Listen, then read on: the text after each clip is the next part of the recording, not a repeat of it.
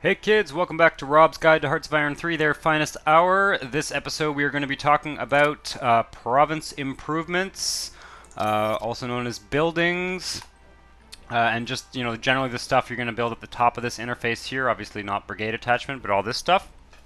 It should be a shorter episode than my other tutorials. I hope so, at least, for my sake, in terms of editing. But we will go through them all one by one. And for each one, I'm going to talk about what they do, what you need to research to build them, and where to place them. That's the three questions I'm mainly going to focus on. So, let's start with air bases. Air bases have two functions, basically. They allow you to rebase aircraft. They allow you to, you can only place your aircraft on an airbase. And they also, depending on the level of the airbase, they allow you to repair a certain number of aircraft. So a level 10 airbase can repair 10 aircraft. And the level 1 airbase can repair only 1 aircraft at once. If you have big stacks, if you overstack your airbases, there will be air units that do not repair, and especially if those units are in combat, you will very quickly start to have your air units shatter and disappear from the map because their strength has been reduced to 0 if you're not repairing them efficiently. So that's that. In terms of what technology to research them, I'm pretty sure almost every country in the game starts, well, I don't know, maybe some of the micro countries don't start with it, but it's single engine aircraft allows you to build it. More trivia than anything, because almost all countries start with it. All major countries anyway. In terms of where to place them, well, there's a couple of things to keep in mind. First of all, you do not need to have a level 10 airbase to place more aircraft, so it may not be worth improving air bases extensively if you plan on using a level 10 airbase as your sort of repair base. So one strategy would be put all your aircraft in your small forward air bases and cycle them out when they need to be repaired. Obviously that requires a lot of micromanagement, so you may want to build some more frontline air bases. That might be something you want to keep in mind. Another option to keep in mind is if you want to use the reserve mission to rebase your aircraft without them losing their organization. If you're playing as a country like the Soviet Union that has kind of few air bases that are spaced very far apart, it may be worthwhile to build a chain of level 1 air bases that allows you to move units around the fronts without having to rebase them. So that's one option. Another tactical way of building air bases would be to build them. When I play as the United Kingdom, for example, I always place an airbase in Gibraltar. That means that if and when France falls, I don't have to fly my aircraft all the way over Axis-occupied Europe to get them to Malta or Egypt or Singapore or what have you.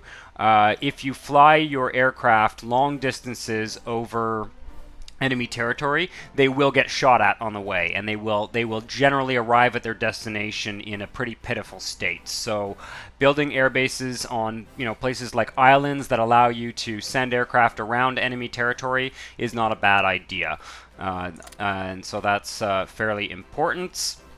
One thing to keep in mind, if you put air bases in the queue using this one here, like this, you will only be able to deploy them in provinces that don't already have an airbase. So if I want to increase Munster to a level, I don't know, 5 or a level 10 airbase, let's say, if I put 7 airbases in the queue here, I will not be able to actually deploy them on Munster.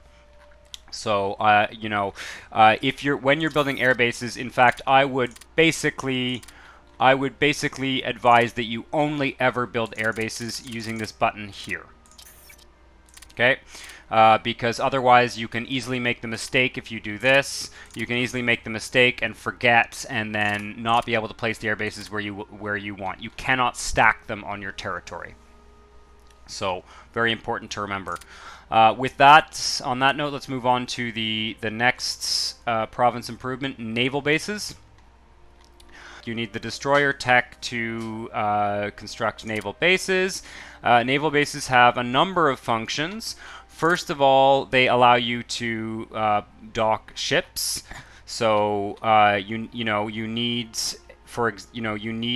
naval bases to move ships great distances. So if you're playing as Germany and you want to start to conquer the British Empire or something, you're going to need to take naval bases along the way or build them, obviously. Otherwise, you simply will not be able to move your ships to other parts of the world. So that's one very obvious function. Similar to air bases, they also repair ships. So a level 10 naval base, you see here that it's able to repair 60 units. This can be increased with the basing technology. That will increase the number of units that can be repaired at once. Most countries in the game start with enough level 10 naval bases that they'll never have an issue repairing their ships. But another function that naval bases have is moving supplies, and this is probably their most important function. As you can see on the naval map mode, supplies and resources move from one port to another. For resources, it doesn't matter what size of naval base you have. Any port can move any number of resources. For supplies, the outgoing port doesn't matter, so the port on the mainland doesn't matter. It's the overseas port size that determines how many supplies can be delivered. So that's an important thing to remember if you are playing, for example, as the United Kingdom and you want to increase the air bases, say in the naval bases in East Africa, then it doesn't matter what the size of the naval bases are that the supplies actually flow from in the United Kingdom. It matters what size the naval bases are at their destination. So very important. One thing to keep in mind that I would mention is that when you have a very important air base, say for example in Singapore, and you also have an important naval base, it may be worthwhile to increase the size of the port. Malta is another example of that. It may be important to increase the size of the port, not only to repair more naval units, but also to increase the amount of supplies, because if you're going to be basing a lot of ships and a lot of air units, or a lot of land units for that matter, but just remember that air units also consume supplies and fuel, and that those supplies and fuel have to come in through a port. One of the worst things that can happen to you if you're, say, island hopping in the Pacific is that you grab a port, you move a whole bunch of land-based air forces there, as well as carriers and ships that consume a lot of fuel, and the port doesn't give you enough supply and fuel, especially if you're combining land-based air forces with large fleets and things like that. So keep that in mind. Just like air bases, if you build naval bases in this interface, you cannot stack them on the map. You can only plop them in provinces that don't have naval bases. However, if you are doing an amphibious operation, one neat trick is to pre-build a naval base, and when you land, even if you land on an undefended province with no naval base, you can drop a level 1 naval base in the province that you take. So that can be an interesting trick for doing kind of commando style amphibious operations, kind of D-Day style actually. They did pre-build port facilities and land them in Normandy. So it is kind of a cool thing that you can do in this game. Interesting strategy to keep in mind. Of course, you'll only be able to drop a level 1 naval base, so it is of limited use. You will probably only want to use it until you take a higher level port. So, pick a high level port. I think Cherbourg is a reasonably high level port. If you wanted to land behind enemy lines in Carentan or Granville, you could pre-build your naval bases and drop them there after you land. Often provinces that don't have ports in them are not defended by the AI, so it's an interesting trick. I think that's pretty much it for naval bases. As I mentioned, most countries will have the naval bases that they need at the start of the game. One thing I would say both for air and naval bases is I would avoid long serial builds of things like naval bases. What I would do if you're going to be building them in kind of both air bases and naval bases, if you're going to be building them kind of all over the map, click on the province, queue up one, go into your message settings here, and in provinces, I often turn on when a building is finished to pop up and pause. That way, when the port finishes, you can assess the situation, see if you still need an additional port there before queuing up another one in your queue, because otherwise I find personally that if my construction queue is full of serial builds of things like naval bases and air bases, I find it's just too easy to forget, and oftentimes you're playing as the UK or something, and you've planned a serial build of a naval base here, and you're still building a naval base when you've already conquered Ethiopia. So what's the point, right? You're done deploying troops there. You don't need that naval base anymore, or perhaps you've created a land link. So, I would try and build them one at a time and not queue up a bunch without thinking, because if you're in a serial build and you get halfway through, you're going to lose all the IC that went into that, so you don't get it back. Coastal forts are probably I would say, the least important of all of these. They're one of the less important ones for a couple of reasons. First of all, if you garrison your ports, and that typically you would build these in ports, if you garrison your ports, the enemy will typically either avoid attacking those provinces, or they will attack, but your garrison will likely do the job until you can dispatch other troops. Certainly building a level 1 coastal fort in some of these provinces, port provinces, or if you're playing as Germany and you want to build kind of an Atlantic wall style thing, a level 1 or 2 coastal fort will dissuade the enemy from attacking there and push them to attack elsewhere. But when the enemy is doing amphibious landings, they tend to look for the province that is least defended with garrisons and least defended with coastal fortresses. So you'll tend to just push your enemy to attack elsewhere. Anyway, it's up to you. They certainly have their uses. Isolated places like Malta are a good candidate for a coastal fort. Gibraltar to some degree, although it's rare that the AI ever attacks you in Gibraltar if you're playing as the British. You could also consider putting them in some of these island provinces if you want to keep this air base, keep that naval base. Certainly they're not without their uses. Germany, once again, could build a string of them along the coast. They are fairly expensive, though, so I would be somewhat selective about building them, and I would certainly not spam them. I think they're probably not worth spamming. One exception would be if you have your heart set on defending Hong Kong from Japan, for example.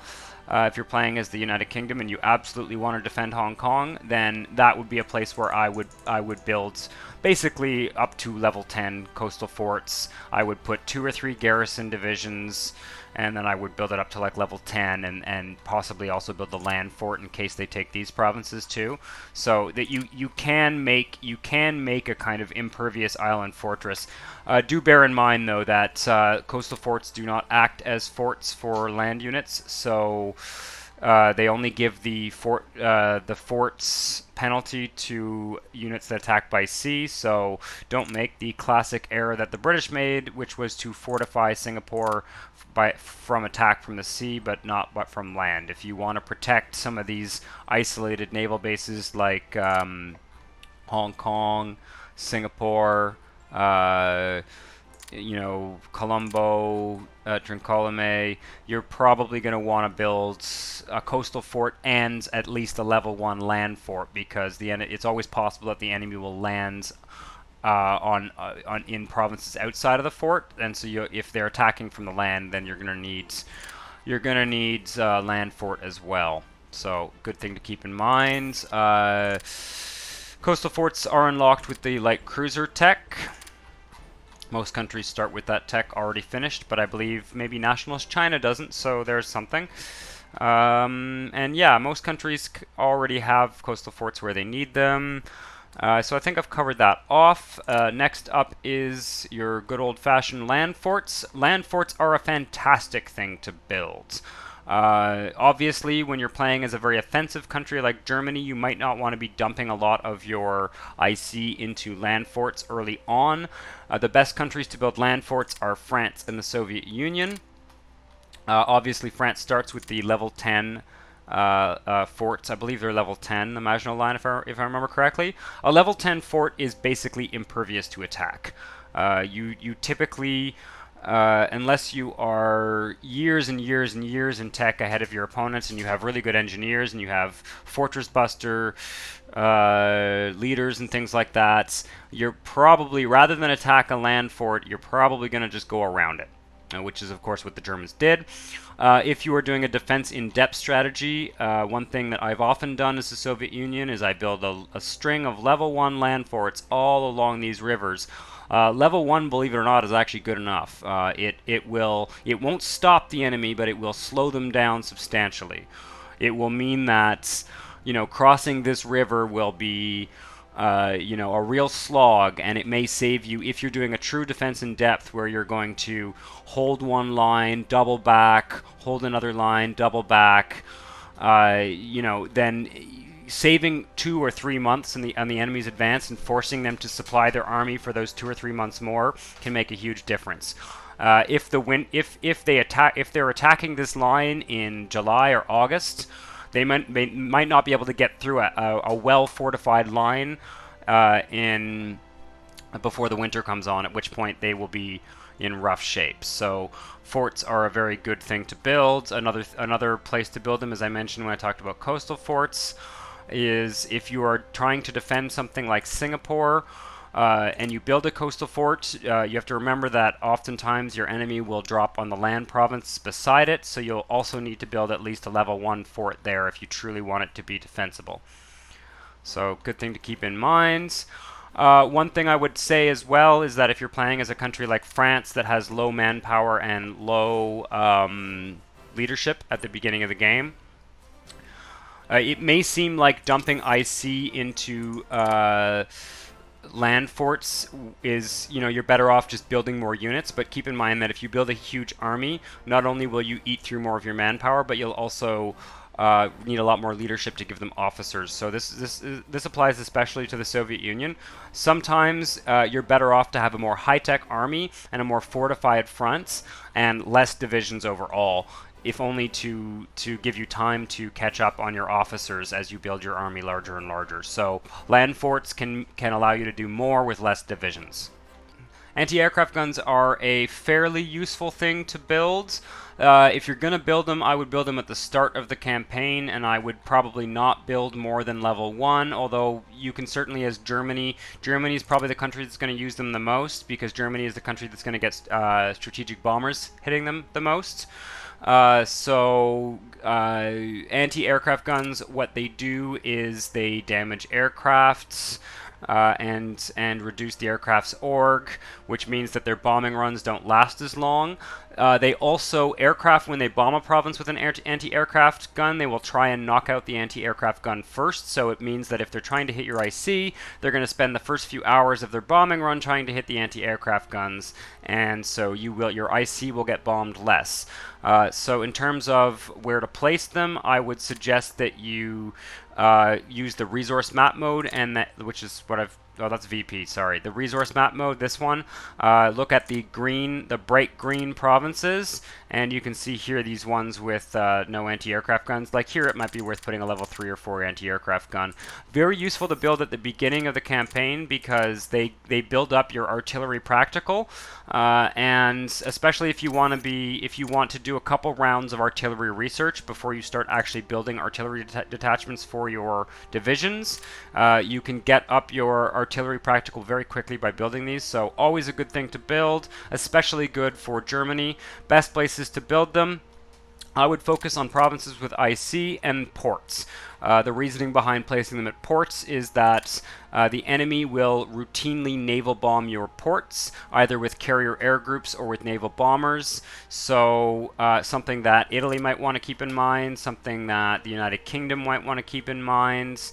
Obviously, one solution to naval bombing is to only use 1 or 2 ports to house your entire navy, which is probably the best approach, but it may be worth building up the anti-aircraft guns to level 4 or 5 in those ports so that you do a little bit more damage to those incoming enemy naval bombers. One thing I would note is that the AI typically does not do runway cratering, so I would not worry about, say, this province putting an anti-aircraft gun on it. Probably not worth it. They mostly focus on bombing your IC most of the time. So I don't see the AI doing a lot of logistical bombing and or installation strikes or things like that. They really do just focus on strategic bombing and port strikes. Those are the main types of damage they're going to be doing to your provinces. So those are the best bets for anti-aircraft guns, but a very useful thing to build. Let's switch over to the UK because we're going to talk about radar next. Radar is often overlooked in this game, but it is hugely useful. One thing to note is that the UK is the only country that starts with the ability to build radar stations. You need to do radar 1, radar tech level 1, which is a 1939 tech. This is one of the few techs that I would wholeheartedly recommend researching early. If you're playing as Germany, it's not a bad idea at all to be researching radar in 1936, 37, or 38. It will pay off. That the leadership that you waste on researching it a few years ahead of time will more than pay for itself for a couple of reasons. Radar are the only way that you can increase electrical engineering practical, which will allow you to research some of these very powerful radar techs for your aircraft. If you look at some of the modifiers on these, night attack plus 10%. If you have 10 or 20% more night attack than your enemies, that means that you have a flat bonus to air combat 50% of the time.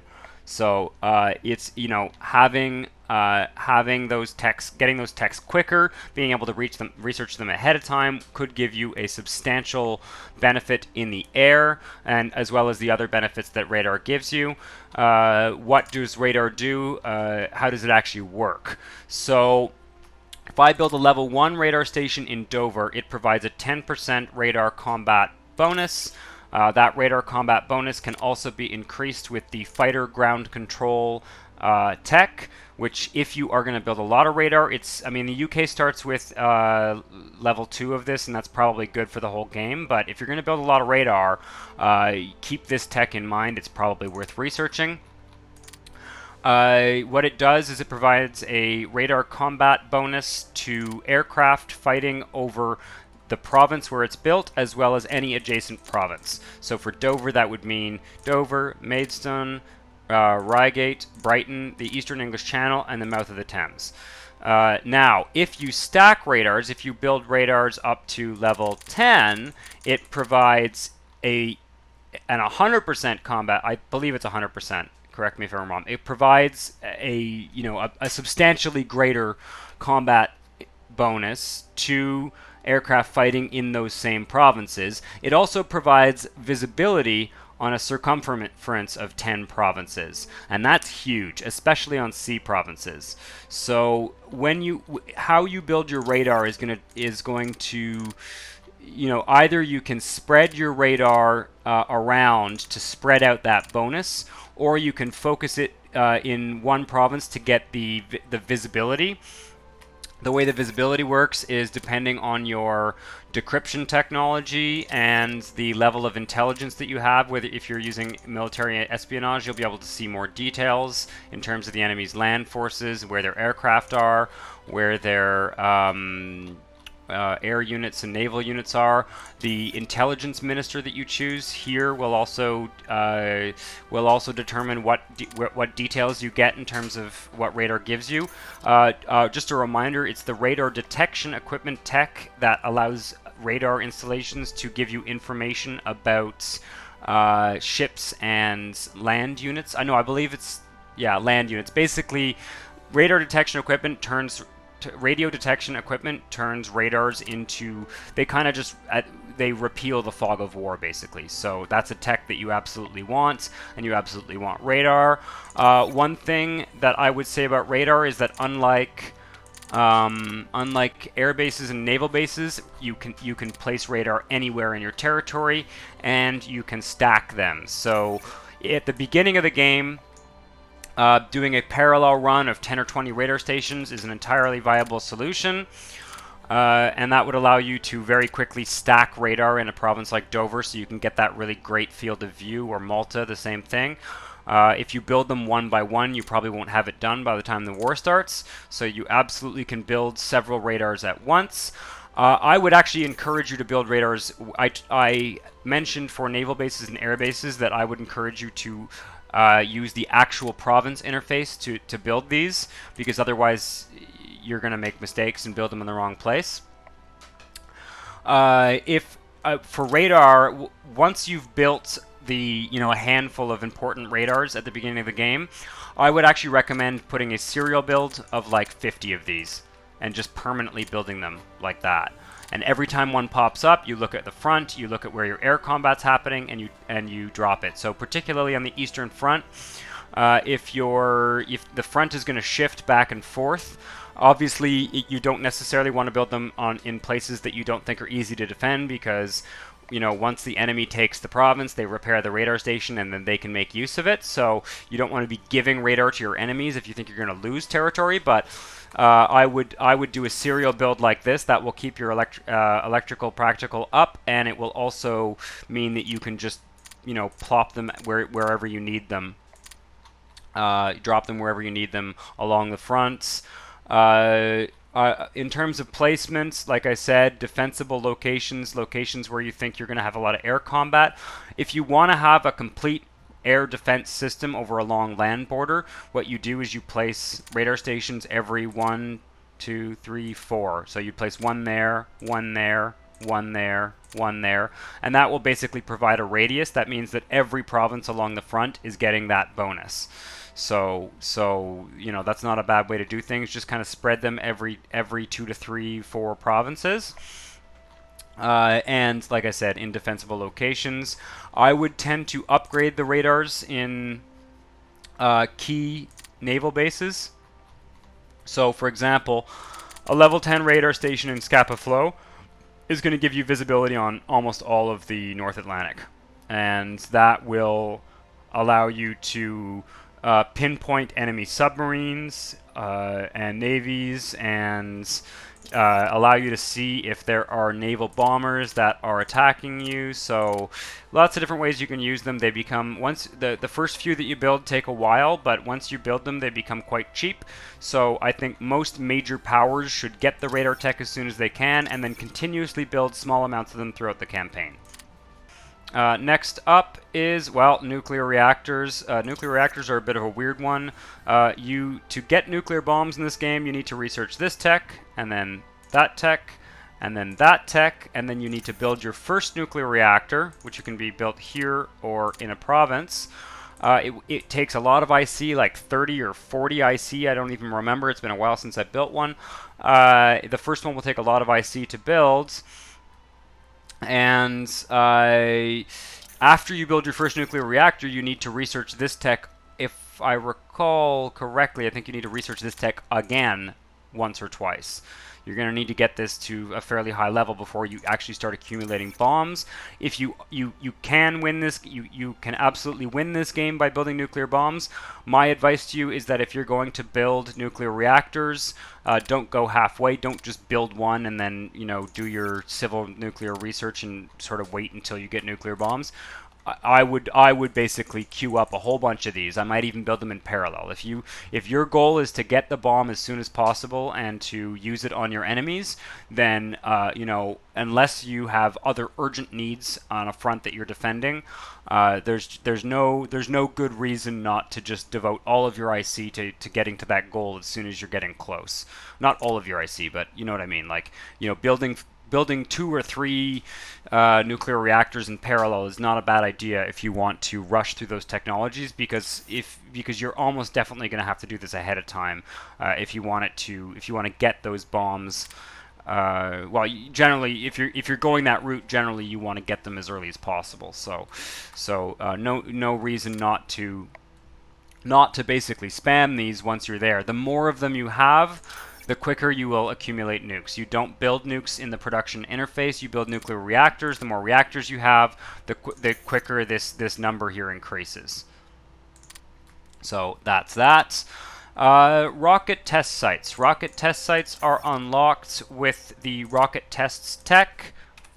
Germany, I believe, if I recall correctly, is the only country that starts with rocket test sites. I have a weird feeling maybe the USA does too, but I never play as them, so I don't remember.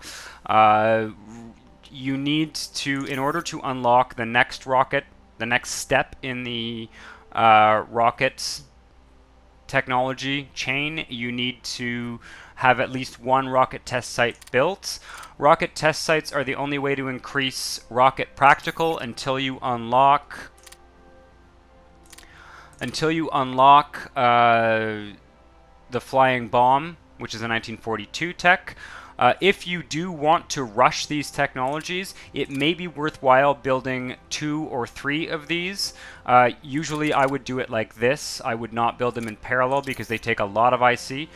Devoting 90 of your IC in the early game to rocket test sites would probably be a bad idea. But if you build, the first one will come out, the first one will take 30 IC, the second one will take something like 24, and the third one will take even less. I would never build more than 2 and or an absolute maximum of 3 of those, unless you are...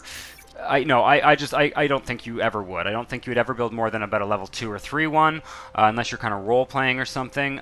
These rocket techs, these radar and rocket techs in the secret tab are very, very powerful, and researching them ahead of time may very well be worthwhile. Things like air-to-air missile, surface-to-air missile.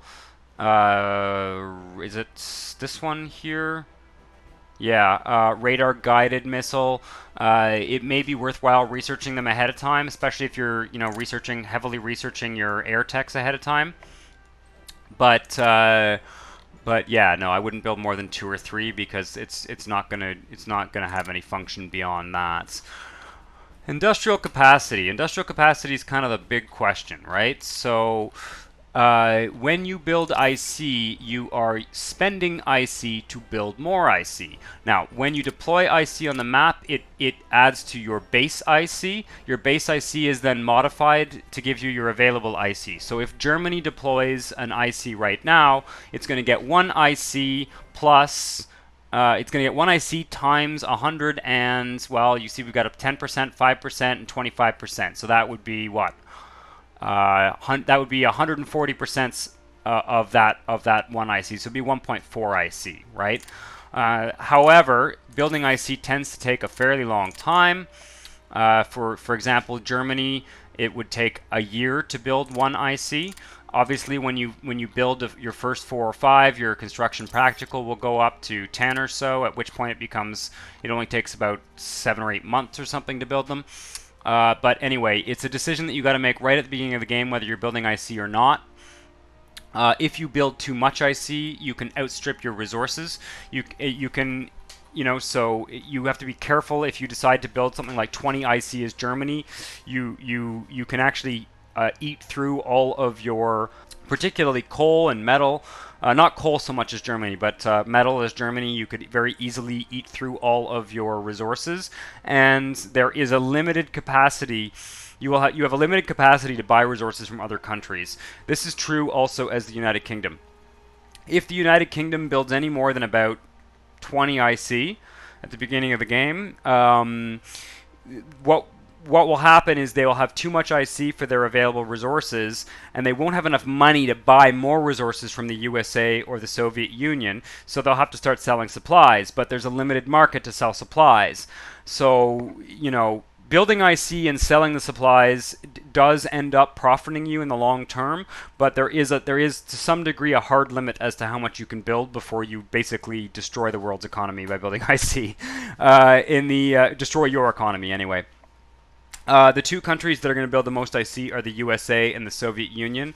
I would argue that you can do a very interesting. If you want to experiment with an IC build, I highly suggest experimenting with Canada. It's not the most action-packed playthrough, but you can turn Canada into a country with 60, 70, 80 IC very easily by slowly building IC over the course of the first 3, 4, 5 years of the campaign. It does take a while, though. You can turn a country like Canada into a pseudo major power.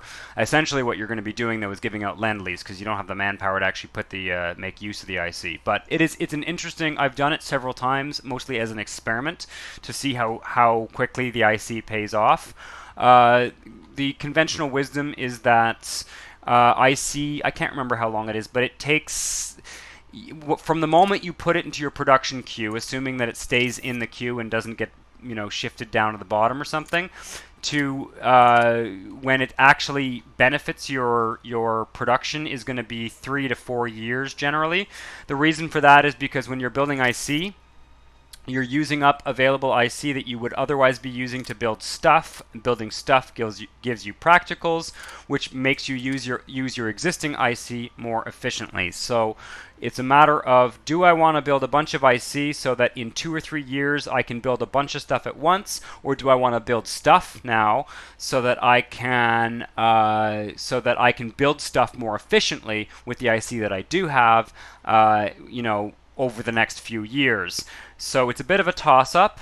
There is an argument to be made for the UK and Germany building IC. I think it's a bit of a hard sell as France or Italy or Japan. Those three countries have so few resources, and they also have other things that they're much more in need of than IC. That I would tend to shy away from it, although building a handful like 2 or 3 or 4 might not be such a bad idea. But yeah, there's certainly an argument to be said for building 5 or 10 or 15 or something like that IC as the UK and Germany. If you're gonna build it at the beginning of the campaign, because as I said, you don't really benefit from it until it's actually deployed on the map. It takes a while. Once it deploys, it'll show up as a little red bar, and it actually takes about 3 weeks even after it deploys for it to actually start adding to your IC. So it's a long process. It's something you want to do from the beginning or not do at all. And yeah, so that's that. In terms of where to place it, obviously, if you're playing as Germany, building IC in places that are very easy for the United Kingdom to bomb is probably not a good idea. It's not a bad idea to build IC where you already have air bases. So maybe somewhere like, I don't know, there. If you're playing as the Soviet Union, be a little bit careful about stacking too much. If you build big stacks of IC in the east, there are a few events that move your IC from the west to the east, and I'm not entirely positive about this. Someone correct me in the comments if I'm wrong, but I think that if you've already stacked IC on those provinces, then the event that allows you to move your IC from these provinces to those ones, you'll end up missing out on some of that IC, and you'll have just totally wasted it. I wouldn't worry too much about it either, though. As the Soviet Union, I would just spread my IC all over the place. I mean, it's not that big. There's no advantage to like concentrating it all in one province or anything like that. Why am I looking at victory points or resource map mode? I would just kind of spread it all over the place. It's probably better off. Just don't put it somewhere where you think an enemy is going to take it or bomb it. And that's that. And obviously, like I said, taking advantage of existing anti-aircraft, it would not be a bad idea because it'll discourage bombers. Alright, that brings us to infrastructure. Infrastructure is very, very important. I tend to think of infrastructure as being very similar to radar in terms of how it works with the technology tree. You need to get to level 4, I believe, level 4 industrial production and industrial efficiency to unlock advanced construction engineering. I believe Germany is the only country that starts with the tech available. I might be mistaken, but I think that's the case. This is a technology that I would consider actually kind of beelining from the start. I would consider researching this ahead of time, depending on what country you are and how pressing your infrastructure needs are. What does infrastructure do? It increases supply throughput, and that is how many supplies can move through a province. Let's look at the supply map here. So You see here, if you read the first line there, with 10 out of 10 infrastructure and current technology, we can transport 920 supplies and fuel per day. You can also increase supply throughput in the theory tab with supply organization. It also reduces supply transfer cost. Supply transfer cost is a real bummer because supplies basically disappear along the road. They do not go back to your capital. Not only do they not make it to your units, but they disappear altogether. So you definitely want to have infrastructure in provinces where you're going to be moving a lot of supplies. Another thing that infrastructure does is it increases unit movement speed. This is very, very important. You will notice if you're playing, for example, as the United Kingdom, that your units are going to move very, very slowly here. And so increasing the infrastructure along here is definitely not such a bad idea. Unfortunately, you cannot queue infrastructure in the production queue here. You have to actually click individual provinces. There's a few ways you can do this. You can hold shift, and you can select multiple provinces. However, I find that the highlighting that this does here is almost impossible to distinguish. See, it's very, very hard to distinguish, especially if you're using like the supply map mode. Like, I find it very hard to tell what provinces are actually being selected. So the way that I prefer to do it is to go to the infrastructure or supply mode, map mode, and what I would do is if you press the F button on the keyboard, the F shortcut, if I go to one of these provinces here, if I press F on the keyboard, I can click around like this. If I go to the infrastructure map mode, I might want to increase all the infrastructure here, for example. I basically just kind of mash F and click all these, and then, that's a fairly quick way to put them in the queue quickly. It is definitely, a lot of countries will build a lot of infrastructure. It's a good idea to kind of constantly be building a bit of infrastructure.